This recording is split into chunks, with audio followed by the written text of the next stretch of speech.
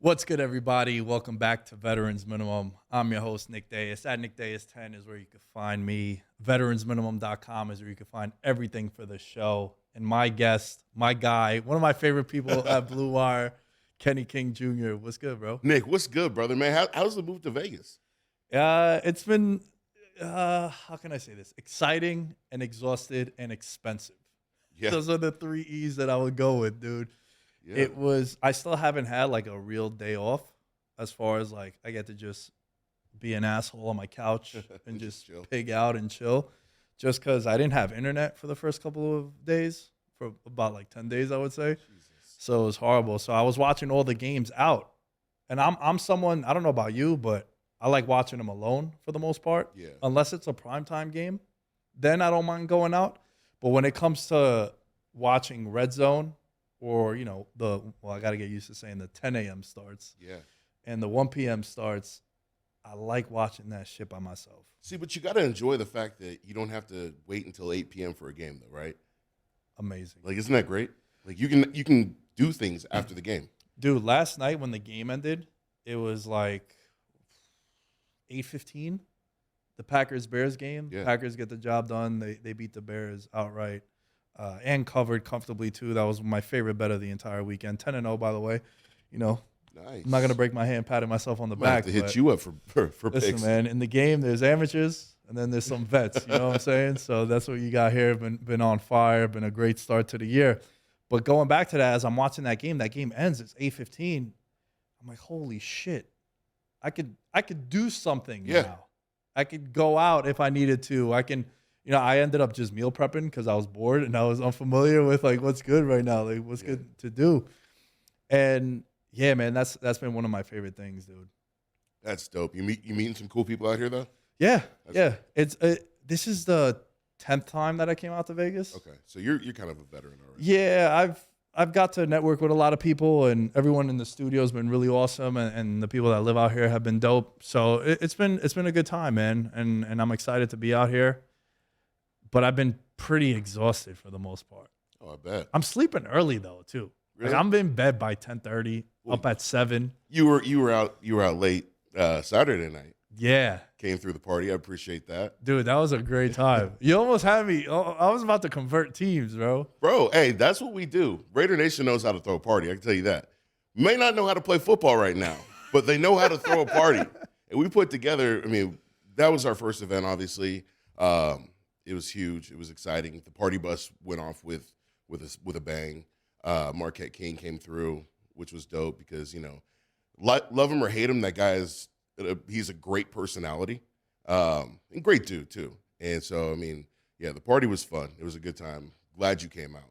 Yeah, man. Thanks for having me. Shouts to Raider Cody also and some of the other guys over there. You got me on the pod as well, that live pod that was going down. That was dope. And it was cool, man. It was so cool, like seeing all the Raider fans come out and all like the theme songs that were being played and that like real West Coast vibe. That was pretty awesome. And it was funny because at one point you're like, yo, what do you want to drink? And I was like, yo, Kenny, I make it easy, bro. I'm a white guy. I drink anything. You know what I'm saying? Just line it up, and it was good. And you were blessing me with some beers. But we need to get into some sports talk, dude, because, you're the big Raider guy. You're my Raiders guy. What's going on? I knew you were going to hit me with that. What was that yesterday, dude? Because I was here, and I'm watching the games on my laptop, and then I get home, and by the time I got home, I just see Kyler Murray running around for 20 Mississippi and then making that play. I don't know what happened. Like, when you're up 20-0, you expect it to be a win. You expect it to be, that's it. That's what you got. And, I don't know how they came back. I don't know what the hell happened, but, yeah, it was ridiculous. And then the fact that just Kyler went untouched. It was literally like he ran like 38 yards on a 2-point conversion. It's like, come on, man. But, I think with the team is, like, they're these close losses, and I think that's one of the things that the Raiders have always done. It's most games that they're in are close. It's either a close win or a close loss. Like you don't really see a lot of blowout losses. You don't see a lot of blowout wins. You basically just see this team that it's either going to win or it's not going to win. And this time, I don't know what the hell happened. It was like they started hot. Devontae Adams only had two catches, one touchdown. Hunter Renfrow with rare fumbles, like 2 fumbles. That shit just doesn't happen. And so it was weird. Like it was just really, really weird. Dude, I don't wanna like get at you, but tried to tell you about the one score games.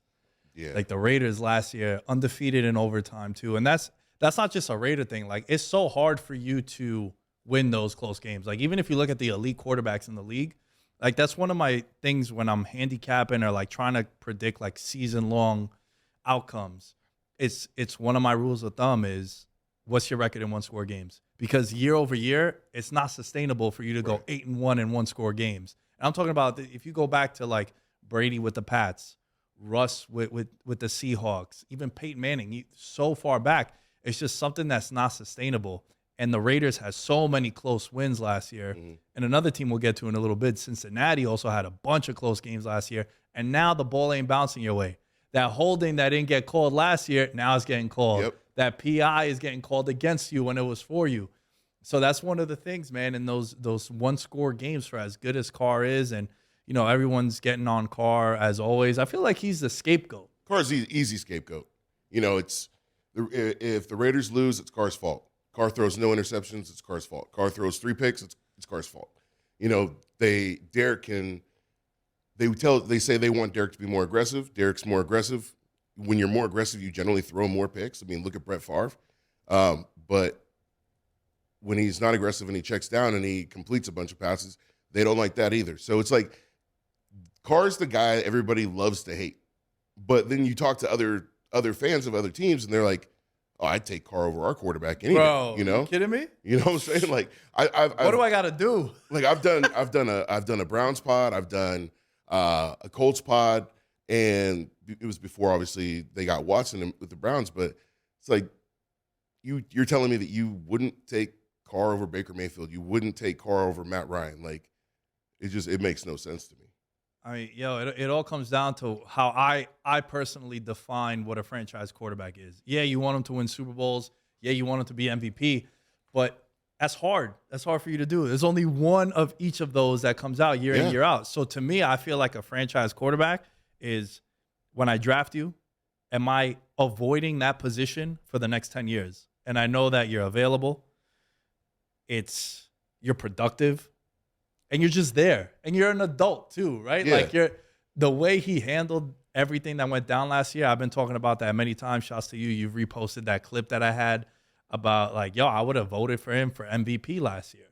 I know from a stats standpoint, like guys have better numbers than him, but for like a human and a leader standpoint, which is what MVP used to be, he was the guy. So to me with the Raiders, it's just offensive line still an issue. Derek Carr with Devontae week 1, you're like, it's as if they're back at Fresno State. Right. And then in week 2, they couldn't seem to get him the ball. But I just think that it's hard, man. When you're banking on these one-score games, it's really tough for you to. You need to go out there and you need to get some blowouts. You need to get some blowouts under your belt. Now, I think that we look at this season, right, and then they've already started 0-2. The cool thing is that they face all of the AFC West within the first 5 weeks. So you've got the Titans next week. Is that a good thing? For me, it is. I mean, because here's why. You have the Chiefs in Kansas City, week 5, which historically the Raiders play the Chiefs generally in Arrowhead after like November. And we all know the Derek Carr can't play in the cold theory, right? The last time the Raiders won in Arrowhead was like week 6 or 7, or something like that. That was recent. Wasn't that like 2 years ago? Yeah, a couple years ago. It was Henry Ruggs had scored a big touchdown. Yeah, I remember that. Yeah, it was a crazy game, right? And so it gives you a little bit more confidence kind of going into that game. I think that, if you go into, obviously they need to put a couple wins up. But if you go into that game, you have the confidence going, okay, it's week 5. Hopefully we beat the Broncos, So you go in, you have, you're 1-1 in the AFC West. You're going into this Kansas City game. KC's off to a hot start right now. And this is an opportunity for the Raiders to really make a statement and say, look, we can go into this game, and if you can beat the Chiefs, you're 2-1 in the division.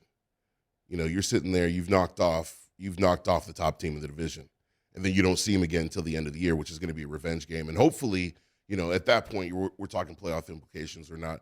Obviously, it's hard to talk playoffs right now at 0-2, but, that's the opportunity that you have right there. Yeah. I hear what you're saying because of the division, but I don't know if I would want to, if you're in the hole right now like you are, to have to play those tough teams. Though Denver's a fraud. Like, I'm sorry. I don't know what's good with that, man. I'm sorry. I'm not going to sit here and say that Russ is washed, but that's what I'm going to say. Well, so here's the thing, right, about Denver. A lot of new pieces there, mostly with the head coach and the quarterback. And I think Russ, it was crazy to give him that contract before he even played. It wasn't necessary. Like he gets there, he was happy. It wasn't him holding the franchise hostage to get this deal done. And you give him that, and man, that don't look that good right now. Nah, I mean, there's a lot of contracts out there right now that don't look good. I think Russ is one of them. I think Deshaun Watson's contract, I don't know how you pay that guy all that money. He threw the whole league into a loop. Yeah. Because now all these other teams that are negotiating, you think it's easy for Lamar now to get paid with everything?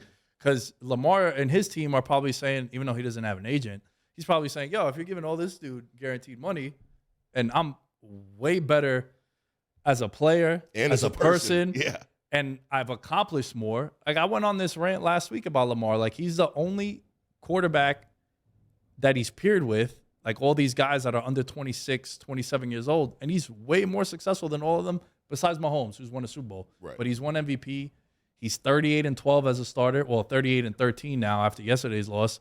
But dude is just always there. So with the Watson thing, like, you're looking at that contract as a bad one too. But circling back to Russ, it just seems like that magic, that Russ magic, and let Russ cook. It's not the same because he's up there in age now. He got banged up last year, and he's not doing as much as he once was with Seattle. Right. That's the big takeaway for me. I think that also, you realize kind of the coach that Pete Carroll is and how I think he got a lot more out of Russ. I think that Russ was better with Pete Carroll, and I think that, they kind of needed each other. Like, even though there's probably turmoil there, they needed each other to be successful. I don't see Russ having that same type of success in Denver. And I'm not saying that as a Bronco hater. I'm not saying that as a Raider fan. I'm just saying that Russ isn't the same guy that he was 5 years ago. Russ isn't the same guy that beat the Broncos in the Super Bowl. This is. That was also a decade ago almost. That's what I'm saying. Like, it's been a minute. Like, when we start talking about the top quarterbacks in the league, I know that people still have Russ up there in the top 10, but we might have to start having a conversation about that because I can name probably 10 quarterbacks better than Russ. And so I think that, that's a conversation that we have with that is, are the Denver Broncos for real? I don't think they are. Yeah, they barely got by Houston yesterday. And that was the making of a young team that still don't got the talent. Mm-hmm. If they play any other team, I think they come away with a loss. Yeah. Because Houston just don't, Brandon Cooks is cool. Everyone was excited about Pierce, the running back, coming out. Like, he was the fantasy darling. Everybody was all over him, right? Pierce is going to make noise.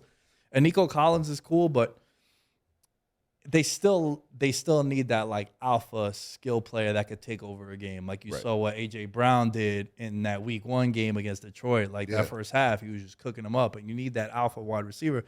And they just don't have that right now. But I think with Denver, it's, their defense also, like, the defense only looked that good because they were going up against a team like that. And coming out the gates, they play Geno Smith in Seattle, which that was their Super Bowl. Yeah.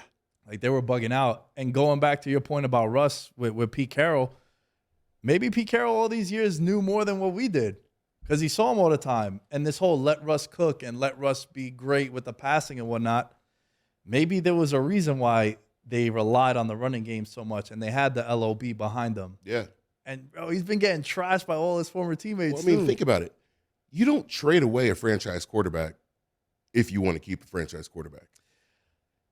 Yeah, I hear you, but the thing that I would push back on is they were in an awful spot, and they are in an awful spot because they have no assets because of the Jamal Adams trade, and he's out for the year, which the Jets fleeced them on that one. And he had already gotten paid and they were going through a rebuild. So it's like, do I want to rebuild with a $40 million quarterback a year and I have nothing coming back with any assets? So that's why I think they got Yeah. rid of him. But I mean, Still weird though. it's weird. Yeah. Like you're not going to see the Chiefs aren't trading Pat Mahomes anytime soon. Nah.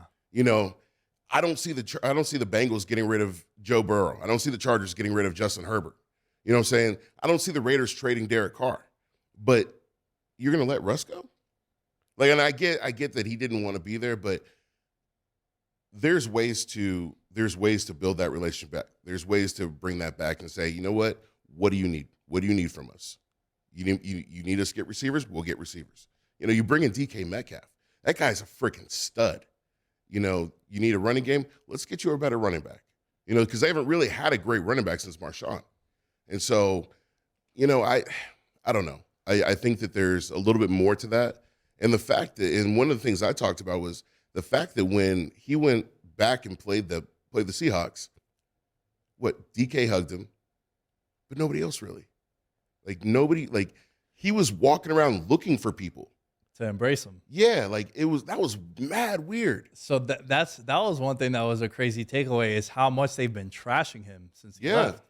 Whether it's current players or the former players like Doug Baldwin, Richard Sherman, some of the other guys on defense, they know more than we know when it comes to that stuff. And I think that's been the craziest thing, man, with Denver. And I don't know. I was off Denver coming into the year. Like everyone was saying, oh, you know, recent memory, you've seen Brady leaves, goes to a new team, wins a Super Bowl. Stafford leaves, his team goes to a new team, wins a Super Bowl.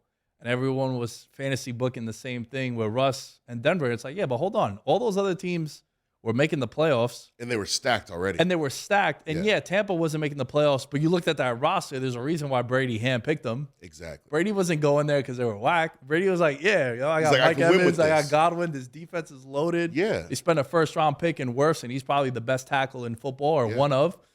So with Russ and Denver, they just weren't – they haven't been good in a while. Yeah, I mean, look, we see the Broncos a lot, right? And the Raiders have beat the Broncos. We beat them the past 2 years. We swept them. And they really don't have – they were supposed to have this great defense. They were supposed to have this tremendous defense that was supposed to go out there and like, you know, be a top 10 defense. And they're not doing anything.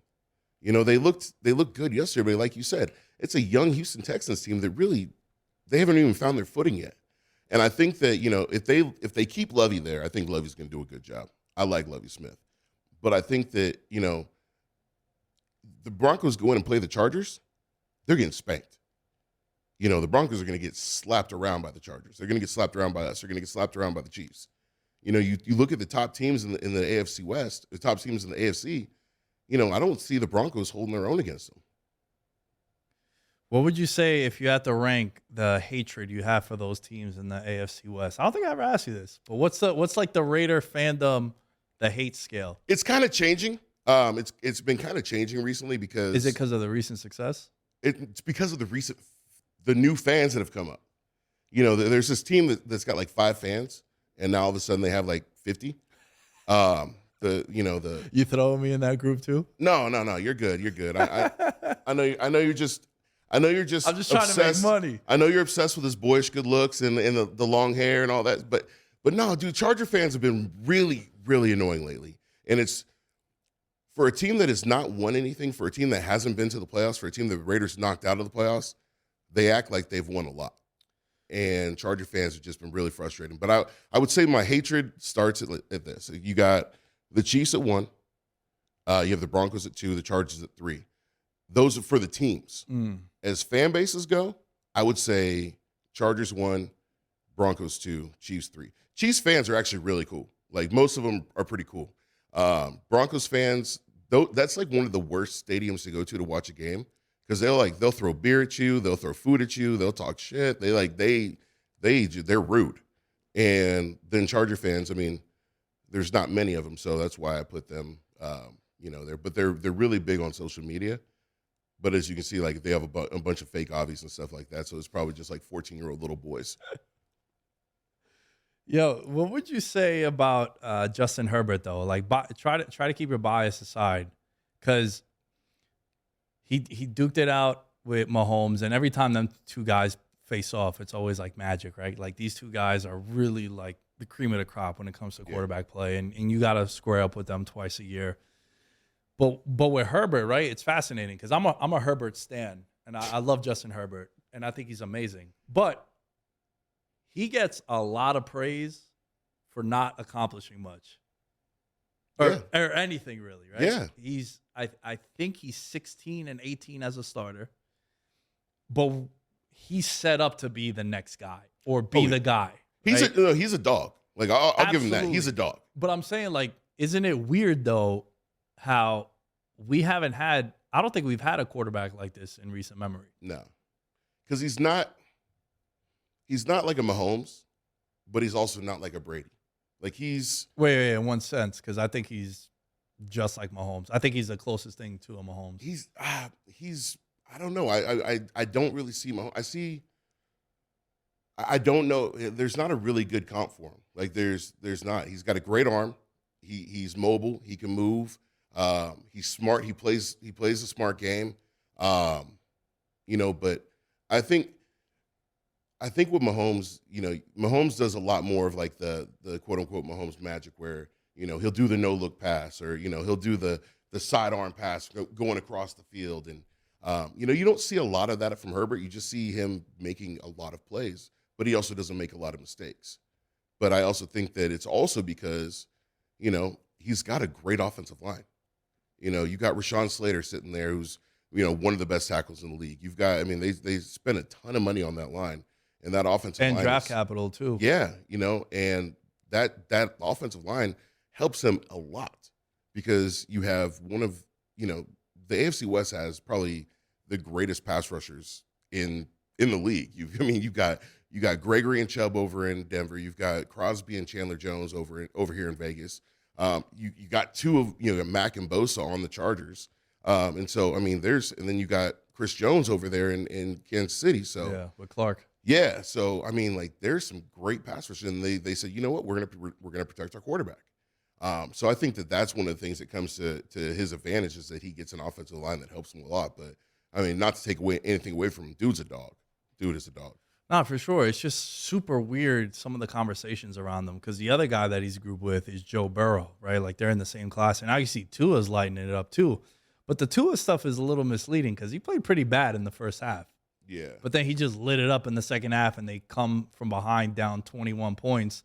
It was weird because week 2 was the comeback, right? Like, hate to bring this up again, but the Cardinals come back being down 3 scores. Yeah. Ravens come up below their lead, down 3 scores, and Miami comes back and beats them. The Jets also, out of nowhere, they get a crazy win. And if you're a Browns fan, you're probably saying you're going to be miserable. That's going to be a game, I think, that comes back to haunt them. Yeah. Because that's a game where you don't have Watson until week 13, but that's one of those games where you got to win that game. You're dominating it. You're winning the whole time. And with like a minute 30, Corey Davis stumbles into the end zone. Not even stumbles, just walks into the end zone. And then they recover the onside kick. You're like, holy shit, what is happening? You end up losing. That's going to be a game that's going to come back to haunt them.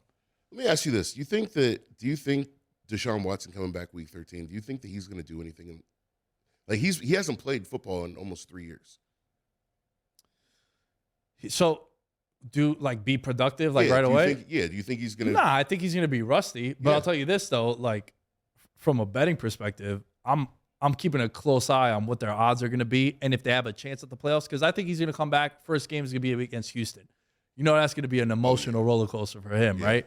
And obviously the NFL set it up that way. That's why people got so pissed off at the NFL. Like, first of all, how'd you just come to the conclusion of 11 games? Like, no one thought about it. Was either the initial one was too low, and then they were saying either for the year or 12 games. And then when you give them 11, you look at the calendar, you're like, all right, you're just trying to get the bag. You're trying to get a nice rating. Yeah. Which I understand from a business standpoint. I don't agree with it, but we know the NFL always does some funky shit in order to pay for the bottom line. Yeah.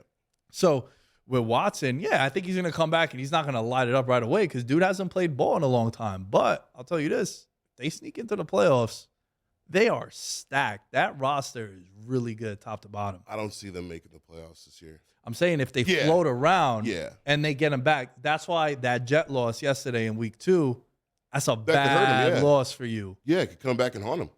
definitely. Because that's one of the few games that you were close to. I think the line closed at like -6.5. But that was a game you were expected to win. And, every fan does this, win, loss, win, loss, win, loss on the schedule. That was one that you should have had, especially how it played out. I have 17 wins. You always, yeah. And the Lombardi. Yeah. Yo, what else stood out to you, man, in week 2? Biggest thing that stood out to me, obviously, I would say the Dolphins. Like, that Dolphins just – I mean, look, I know Tyreek, he makes teams better. We saw what he did in Kansas City. But I don't know if I'm buying into the hype. I don't know if I'm buying into the Tua hype. I think Tua is a serviceable quarterback, but I don't think he's a playoff caliber quarterback. We've seen him. We played against him.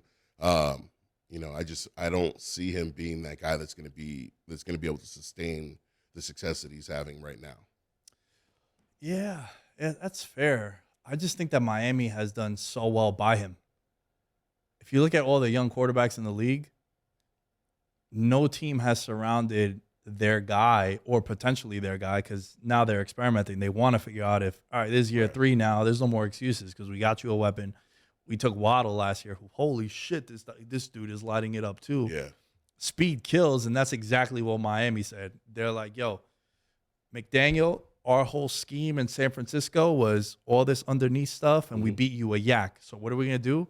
We're going to go out, and we're going to bring in Tyreek Hill, because we already got the player comp for Jalen Waddle was Tyreek Hill. Right. So then when you have both of them now, you're like, holy shit, how am I stopping this? Yeah. And that's what you're seeing. The craziest thing about that game yesterday was how open they were getting too. Yeah. Like Tyreek on the one, was like 45-yard touchdown he scored.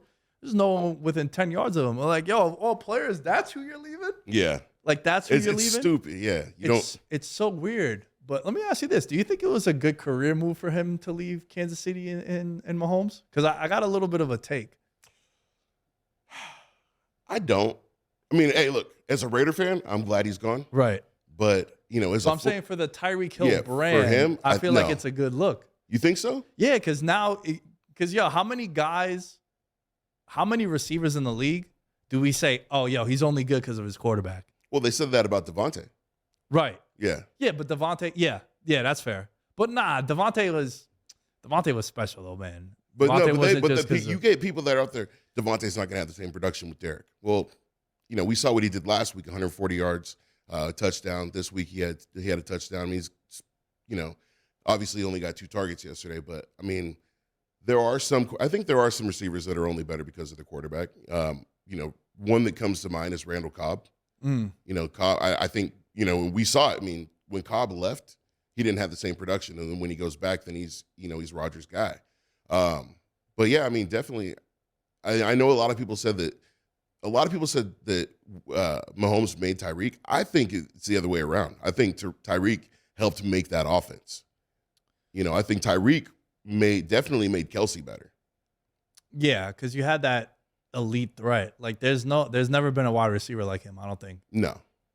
Like speed and also strong too. Yeah. Like, yo, my player comp to him was Steve Smith on the Panthers. Yeah, good. Yeah. But way faster. Yeah. But he's a guy who, just because he's undersized, he's not 6'4" like Julio, right? And a big muscle guy too that can body people. He was still going up there, contested catches. He was one of the highest rated receivers in the league all these years. But I think what I'm getting at with like this being a good career move for him, because it's you're leveling up Tua, who everybody was off of, and this was his last chance, and now you're a big reason for his success. I think that was a great move for the Tyreek Hill brand and the Tyreek Hill player. You know what? I will say this though. I like what Tyreek's done for Tua. Just the amount of like praise and the amount of like getting his quarterbacks back. Yeah. Because also trashing the other guy on the way out, which is what every receiver does too, right? Greg Jennings did that with Rodgers. The guys that would leave Big Ben in Pittsburgh, they would do the same thing. Like every wide receiver.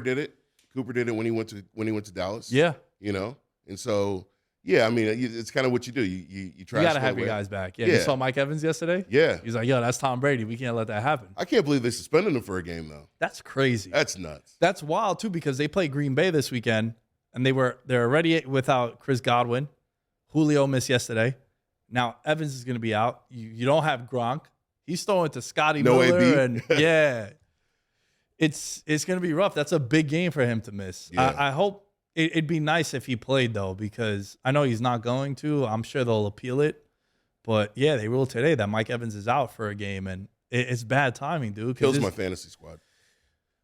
Yeah, that's always a tough one when it happens to your fantasy team. What do you think of what happened to Trey Lance, man? Dude. What a shitty run he's been on since he got into the league. Dude, so I have my opinions on Trey Lance, and I'll reserve those for a minute. But, I mean, it sucks. Whenever you see somebody get hurt, it fucking sucks. But I think with him, it's a little bit different, though, too, because of all the pressure of him coming in. Yeah. Because, the way I broke down the Niners coming into the season was they could go 6-11 or 13-4. Because I thought he was such a big wild card. That team is stacked. That team is loaded. Everybody's super high on him. I don't see it. What, the Niners or him? No, Trey Lance. Trey Lance. I think the Niners are. I mean, I think they're in a better position to win with Jimmy Garoppolo. Yeah. I like Jimmy G. I don't know why Jimmy's another guy that gets a ton of hate, and it's like unwarranted. Like, this guy took you to the Super Bowl. He took you to the NFC Championship game. Like, he was one play away from winning the Super Bowl. It was just an overthrow to Emmanuel Sanders. But Jimmy's been solid. And I don't know why he gets the hate that he gets. I don't get it. Again, it goes back to what we were talking about with franchise quarterbacks before. Yeah. Do you want your guy to win the Super Bowl? Yeah, no shit. Everyone does. Of course. But it's hard for you to win the Super Bowl. You only get one team that wins every year. And I would love Jimmy G's another guy who I would have loved for the Giants to have. Yeah. And I think a lot of teams should have made an offer to get him. But San Francisco holding him on, now it's his team again. And you saw how the team rallied behind him because they know, all right, it's not us losing our starting quarterback because in a lot of people's opinion, he's still the starter. He's still the starter. Yeah. And for Trey Lance, like, I'll push back a little bit about what you said about you not, like, really seeing it with him. Dude's played, I think, like 6 games in 1,000 days. Yeah. I think was what I saw. Like, Pat Mahomes has played 47. That's wild. In that time. So it just sucks because he also had that stripper video that went viral. People were shitting on him like, yo, how do you lose a game and you're in the strip club just making it rain? Bro. It was just a bad look. And then for him to get hurt too, and then Jimmy G comes in and it's always like it's even a worse look when it's a black quarterback. Because I feel like black quarterbacks are looked at differently than white quarterbacks. I mean, dude, look at I've been banging on the table about Lamar. Yeah. Like, Lamar is getting the hate, and a lot of the comments in the video He's a was running like, back. yeah, but a lot of the comments in the video was like, yo, don't be naive. It's like, yeah, I know it's because he's an African-American quarterback. Right. Like, yeah, I get that. That's why he gets all the hate, and that's why they're asking him to change positions and all this shit, and they're not paying him. It's like, dude, just blind resume. You look at what he's done. Of course he should be a top-paid quarterback in the league. Yeah. I guarantee you when Justin Herbert's contract is up, they're not going to bat an eye on how much money they give him. Yeah. But all of a sudden, like, they don't want to pay Lamar? It makes no sense. Yeah. Trey Lance, though, do you think – I don't want to say, like, it's going to be a big hole for him to climb out of, dude. I'm going to tell you right now. Because now you're going another 360-plus days without playing a game. And if Jimmy takes the Niners to the Super Bowl and wins the Super Bowl, then what do you do? Then you have a really, really big question mark. You got, okay, well, this guy just won a Super Bowl for us. This guy was hurt. He played 6 games. What was it, 6 games in 1,000 days? Yeah. So, not even with them. I'm talking about in college too. Yeah. And so you're already behind the 8 ball. How do you come back from that? You don't. You can't. It's going to be similar to like Carson Wentz and Nick Foles. Yeah. Where Carson, dude, I had a friend of mine. He went to Philly to watch an Eagles game. He's like, yo, I didn't know this, but they have a statue of Nick Foles outside the stadium. How can you be Carson Wentz and walk to work when they got a statue of your backup?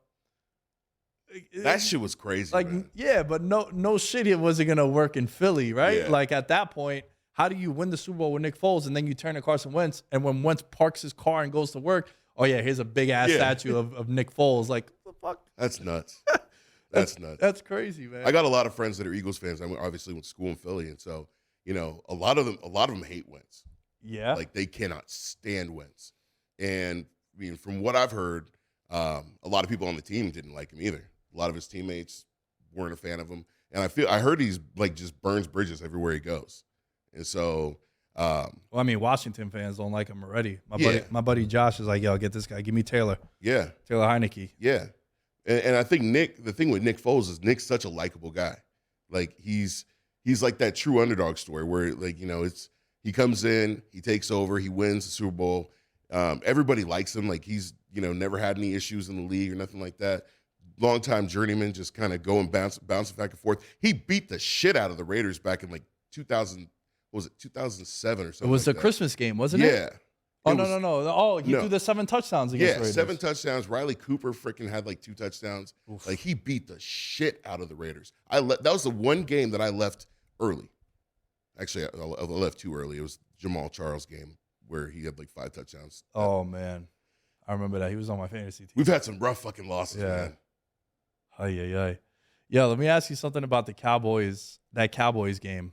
And to me, it was one of my favorite bets of the weekend was the Cowboys catching 7 points. And the reason why is because you could get lines on every game prior to the games being played, right? They're called look-ahead lines. And sometimes after the afternoon slate, they'll release the lines for next week. So the teams that are playing on Sunday Night Football and Monday Night Football, that hasn't impacted the line yet. Those are called standalone games, primetime factor, island games. Everybody's watching them, and those lines are always inflated in one way or the other. So when before Dak gets hurt, they're a 2.5-point favorite at home against the Bengals. Dak gets hurt, line opens up at 7.5. Damn. And it's like, yo, hold on.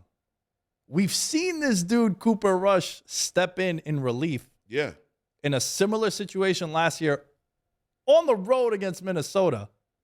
Hostile environment. Minnesota has one of the better home field advantages. I know some pro bettors that when it comes to like home field advantages, they weigh that one just a tiny bit. Maybe it's like half a point worth more. And now you're telling me that the drop-off between Dak and Cooper Rush is 9 points. Like, to me, that was a lock to take them covering the 7. And they were in control of that whole game. And I know they won on a field goal at the end. And this is more so talking about like the island game factor and the standalone stuff. But I do think it's more of a Bengal issue than it is a pro Cowboy. Oh, yeah. Definitely. It's weird. We were talking about this before we hopped on, but, watching the Bengals this year and watching how they're playing, there's no reason the Raiders shouldn't have beat them in the playoffs last year. Now, we all know that, Derek had the pick at the end of the game. They had the touchdown the whistle was blown before he even threw the ball. So there was obviously some things into it, but as someone that had the Bengals minus 6.5, I'm sorry, I thought it was a great call. Yeah, fuck you. Screw you. Never doing a podcast with you again. That's it. I'm not. No. But you know what I'm saying? Like, what's up with the Bengals this year? Like, you lose to Mitch Trubisky. You lose to Cooper Rush. Yo, yeah. You spend all this money on the offensive line, and Joe Burrow's just getting his ass kicked out there. Like 4 of the 5 positions are new starters. Yeah. And to me, like, I couldn't have been more wrong on the Bengals so I came into this year saying Cincinnati, they check all the boxes of a team that's going to regress, right? They overachieved last year. They exceeded their win total by, I believe it was 4 games. They're a young team. Baltimore had 26 guys on IR. Yeah. Their schedule now is going to be a first-place schedule. So I come into the year, middle of August, I'm like, they're not going to make the playoffs. As I get closer, I'm like, they did what Kansas City did the year before. They lose that Super Bowl, and then they're saying to themselves, we can't have Pat Mahomes running wild for his life. Let's go get new linemen. So what did Cincinnati do? The same shit Kansas City did. And I'm looking at him like, if Joe Burrow is that dude that we all say he's that dude, they should be able to make the playoffs. So then I completely flip-flop. Like 3 days before I record my NFL preview show, I'm like, they're going to win the division. But now you come out, you got 2 losses to Mitchell Trubisky and to Cooper Rush. And the offensive line it might be worse than it was last year. Yeah. Now, the only thing I'll say to defend them is they were going up against TJ Watt and Parsons, who right now is probably Defensive Player of the Year. Yeah. Parsons. But if you have all that money on the offensive line, you should stop be, them. Yeah. So where are you in that conversation? Because I don't know. I don't have an answer. That's why I'm asking. Yeah, I don't know. I don't know what they're going to be doing. I don't see them the way they're playing right now. They don't look like a Super Bowl team. They're not only are they 0-2, but they're 0-2 to Mid Trubisky and Cooper Rush.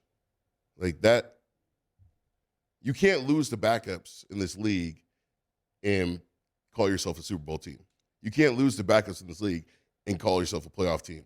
Like this is a team that they're built to win, right? They spend all this money on offensive line. You've got, Jamar Chase, who's one of the best wide receivers in football. You got Joe Mixon, who's a great running back. You got Joe Burrow, who's a great quarterback, and you're losing to Mid Trubisky and Cooper Rush. Like, I don't know. It's tough, man. And guess what? They got the Jets this week on the road. Another backup. Yeah. It's another backup. And they lost to them last year. Yeah. Last year they lost to Mike White. And people in New York were bugging out. They're like, yo, that's our same draft as Zach Wilson. This is our guy. And they were bugging out. They thought Mike White was the future. Like all my boys were going crazy. I remember I had the Jets winning that game outright last year. They were like an 11-point underdog at home. Damn. And that's when I was doing the podcast with Will back then, and I was calling it the sandwich spot. It's like the Bengals were in between two divisional games. They played the Ravens, and then I think it was the Browns, Lumen, and they had the Jets. And the Jets were what, 1-8 at the time, whatever it was. It was like November, I think that game was, or it might have been Halloween. And you're looking at it, and they ended up losing. So now they're going in there. They're in a must-win this week. You can't afford to go 0-3. That ain't going to be a good look for you. Yeah. And I think, as we start to wind this pod down, that was one of the conversations I wanted to add to end the show, because I always like doing this. It's like you're looking at the league right now, 0-2 versus 2-0. We look at the teams that are 0-2. By the way, only 4 teams 0-2. It's usually you have like 8 or 9. You usually have a few. So you have a lot of teams that are 1-1. So the teams right now, we're recording this prior to the Monday Night Football games. So maybe there might be a Titans in here in this discussion too. But you got the Panthers, the Falcons, the Bengals, and your Raiders at 0-2. Kenny, of the 4 teams, and I think I know your answer, which of those 4 teams are you the most hopeful for? Raiders, easily. I mean, But come on, man. No, and I'm not saying this as a Raider fan. I'm saying this as somebody who studies the game, who watches the game. The Raiders are built. They're built to bounce back. This is a team that, you lose to the Chargers on the road, which isn't really a road game because the Raiders have more fans than the Chargers in that stadium. It was like 65-35, right? But you lose that game, and really, I mean, look.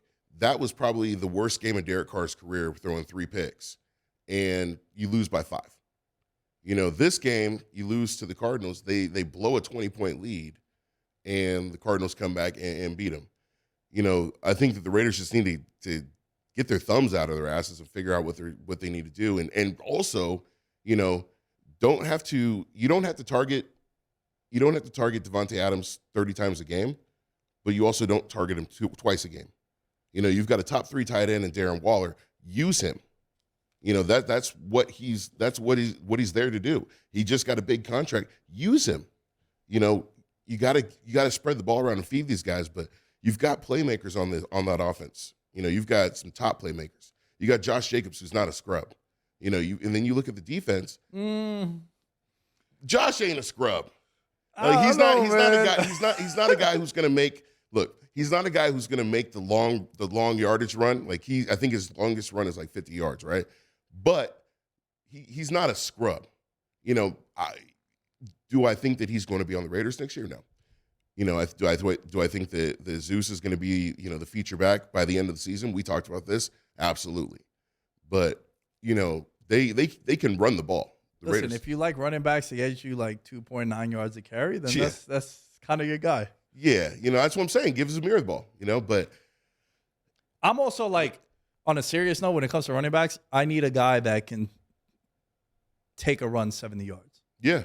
And he's just not that guy. Zeke isn't that guy anymore either. You know, so like that kind of running back, I don't really like. I like the guy that, bam, Jonathan Taylor, Saquon Barkley now back finally, thank God. Yeah. Like those are the kind of running backs that I like, that explosive running back. Najee Harris is a guy that I'm not really a big like. He's another dude, and it could be circumstance because the team is just the way they're built, and the offensive line isn't that elite. Where you look at, he'll have 400 carries for 1,200 yards, but you're looking at it like, it's like 3 yards a carry as just because he's not that home run threat. So that's why with the Josh Jacobs. I get that, but I think the Raiders are definitely set up for more. The Raiders are set up to bounce back. You know, you look at the Panthers; they're not really a team I'm high on. The Bengals, I think that they'll figure it out, but I don't know. I don't see them winning the division. You know, so it's the Raiders are probably the team that I'm the highest on, and I'm not just saying that as a Raider fan. I would say that if I was, you know, a fan of any other team. It's crazy that all 4 of the teams that are 0-2 all lost by 1 score or less, both of their games. Yeah. Right? Like the Panthers, they lost both of their games by a field goal, or like a field goal ended up causing them to lose. I don't know if it's because I was so down on Atlanta coming into the year, where they've impressed me too. Like Mariota's been. I like Mariota, man. Yeah, and they you know, like they came battling back. I don't know what happened to the Rams. Like the Rams were a 10-point favorite, and they were covering the whole game. And then that's another one that was about to end bad too. They end up getting the win, but you know, if you were someone that had the Rams -10 in the fourth quarter, you're like, oh shit, we're chilling. Yeah. And then at the end, you're like, oh, it comes down to an interception at the line of at the goal line by Ramsey. But I think it's like, I like Drake London a lot. I don't know what's happening with Kyle Pitts. Like, this is supposed to be the unicorn and the most prolific, like, freak athlete at tight end, and this dude's getting like 1 target a game. Like, what's going on there? Yeah. But I trust Burrow, man. I trust Burrow. I think I trust Burrow the most. And like in a situation right now where I got quarterbacks, I look at the quarterbacks. It's Mariota, it's Baker, it's Carr, and it's Burrow. He's the one that I trust the most to be able to turn it around and to rally it around. Of the 0-2 teams, that's the one that I would be the most high on. And also, I think a lot of people feel that way too. Yeah. I mean, I think that obviously it's the way you look at it, but I don't know. I see the Raiders turning around. You got the Titans this week. You know, you've got the Titans this week. You go in, you got the Broncos at home, and then you go into Kansas City. So this, if the Raiders are going to make a turnaround, this would be the great time to do it. You got to try to get to like 2 and 3 after 5, right? Like, yeah. You would sign up for that, especially now being 0-2. No, I want to be 3-2. I get that. What you want to be and what might 2 happen. 2 and 3, yeah. 2 and 3 is feasible. But you need to look at turning it around and really, you know, putting some points on the board too. I think that's the biggest thing is you're not just having a situation where it's like, yeah, you're winning games. You got to start putting some points on the board. You know, this is an offense that you've got Devontae Adams and Darren Waller. There's no reason that this offense should be putting up 30 points a game. And so that's what I'm looking at. You know, not only do I want wins, I want points. On the flip side of 0-2 is 2-0. Yep. And we also have 4 teams that are 2-0. We're definitely going to have 5 teams 2-0 because the Vikings and the Eagles are playing each other prior to us recording. And then the Bills, you know, they're a 10-point favorite, so they should be 2-0. Yeah. But the 4 teams, Tampa Bay Bucks, the Kansas City Chiefs, the Miami Dolphins, and the boys, baby. They haven't been 2-0 since, I can't even tell you, man. It's been so long. So I'm enjoying this. But I asked you about 0-2, what team you think could turn it around. The most fraudulent 2-0 team are the Giants. Like it is. Look, the only reason why I watched that Panthers-Giants game yesterday was because that's my favorite team. Outside of that, that game was unwatchable. Daniel Jones continues. There was a play right before half. They're trying to go down the field, and this dude just throws like a pass down the right-hand side, and there's 2 people there, and it just went through the corner's hands. And I was like, what is happening? Like, how are we still Dude, you've been in the league for so long now. You're still making the same mistake. And that's the thing that's the most frustrating. He hasn't improved at all anywhere, and it's the same shit that cost them. Do you think it's coaching or do you think it's him? Nah, it's him. It's him. It's 100% him. So if you guys had a different quarterback, you guys would. I'd feel you're way 2-0, obviously. Yeah, I'd feel way better. And guess what? I think they're going 4-0. I said this after they won last week because they played Dallas this week at home. Yeah, and then that's they always play, a close one. Yeah, but it's Cooper Rush also. Yeah. So let's see him now go on the road. It's going to be the first time that Giants fans are going to a game like, holy shit, we're 2-0. We're playing the Cowboys. Yeah. Dude, you know how many times Giants season ticket holders and friends of mine are selling their tickets come Cowboys week? Because there's a lot of Cowboys fans in New York, and they're like, yo, I'm not going to go sit in traffic, go into Jersey, which sucks. That ride is awful. Getting out of the stadium is a nightmare. Why am I going to go there and watch a team that's 1-7 and and Saquon's not even playing, right? Now it's holy shit, we're 2-0. Dallas is coming in. We're going to be favored to beat them. They got a backup quarterback. Yo, we're excited right now. Yeah. So, and then they play Chicago at home. They don't have a real road game till like week 7 because week 5 they play in London against the Packers. Yeah. And then I believe they have a bye week, and then they go to Jacksonville. I'm pretty sure that's what it is. But yeah, they're gonna. There's a good chance for you to take advantage of these games that you're in. But with all that being said, I'm very excited. I'm wearing shorts because I was unbuttoning the top button yesterday. I was very excited, bricked up watching the Giants get to 2-0. But they're the most fraudulent 2-0 team of the bunch.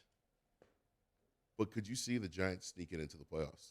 Yeah, because the NFC is so bad. Yeah. That's like, yo, what team are you confident in the NFC? In the NFC, Buccaneers. With all the injuries and the offensive line still being bad, like as long as Brady's in the league, yeah, only because it's Brady, right? I have a running joke with my friends. Like I have one friend who I'm not going to mention who it is, but he's like, we call him like Mr. Chalk. So like chalk in like sports betting and in fantasy is like the most obvious play that everyone's on, right? Like, oh yeah, of course they're gonna win. So the running joke is, it's Brady, LOL, would be the text he would send out. Oh.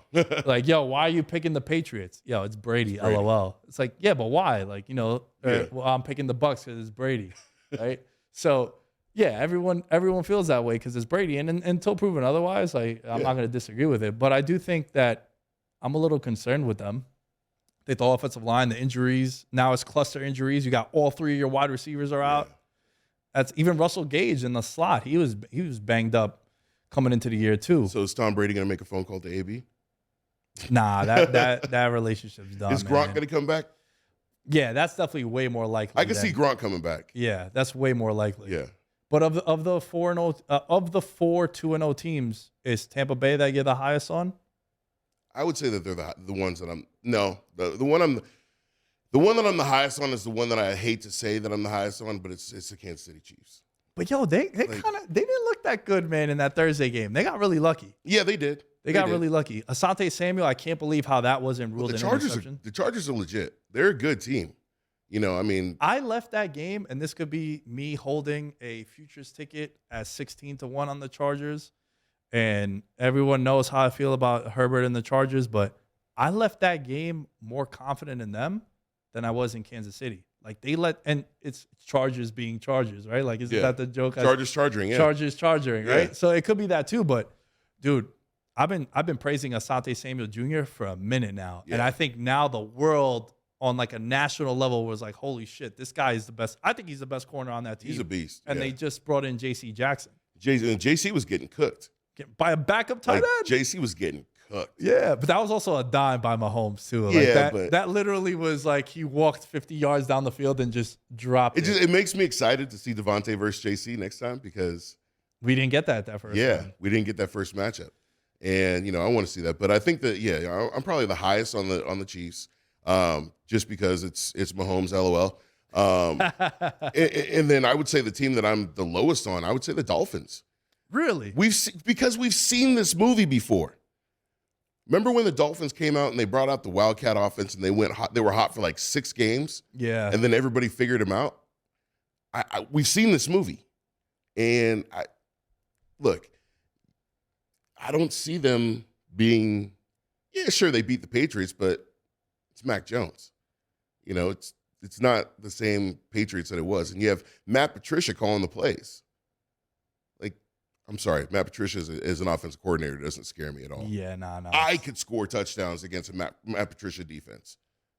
Yeah, it's quiet for that. When I saw that he was calling the plays for them, it was just too much, man. You know, Miami, I think is interesting. They play the Bills this week at home. Yeah, and they're going to get exposed. You think so? Yeah, the Bills. I mean, I've got the Bills as a favorite to win the Super Bowl this year. Yeah. Josh Allen is unreal, and Stephon Diggs is insane. And I see the Bills being. I see the Bills handling. Let me tell you right now, if the Bills lose to the Dolphins, then I don't Then, know. Then I'll say they're for real. Yeah, that's what I was gonna get. But to. not like a fluke win, not like like a last second interception or something like that. Like they have to actually beat them handily. Like it needs to be a 1-2 score game, and they need to be dominating the whole game. If they do that, then hey, you know what? I'll say they're for real. If not, then they're exposed as the frauds that they are. Kenny, you're the man. I know. This was fun. No, you're the man, dude. I appreciate you. It's always a good time when we get on a podcast. Yeah, I like it. Would you call us on Starsky and Hutch? Starsky and Hutch, yeah. I'll go with that, man. I'll go with that. Before we sign off, big ups to the members of the Patreon. We got Nick Chavez, Alex Harden, Christopher Velasquez, Derek Platees, Devin Rendon, Mike Wozniak, Nick Crumbs, Thomas Robinson, and Jordan Riley. Shouts to Bernsey, who whooped my ass in the fantasy league, the VM Fantasy League. Shouts to all of you guys. Shouts to the members of the Patreon. To join the Patreon, it's patreon.com/veteransminimum. Veteransminimum.com is you can find everything, the YouTube channel, the Twitter, the Instagram, the Facebook, LinkedIn, all that shit is over there. Easier for you guys to find. At Nick Dayas 10 is where you can find me. Kenny, where can they find you? Plug what you need to plug. Yeah, podcast Real Talk. We're here with the Blue Wire Network. I'm available on every podcast network. You can also check me out. Best way to find me is KennyKingJr.com. It's got links to the podcast. It's got links to the Facebook, Twitter, TikTok, all that fun stuff. Yeah, and just follow me. I'm funny.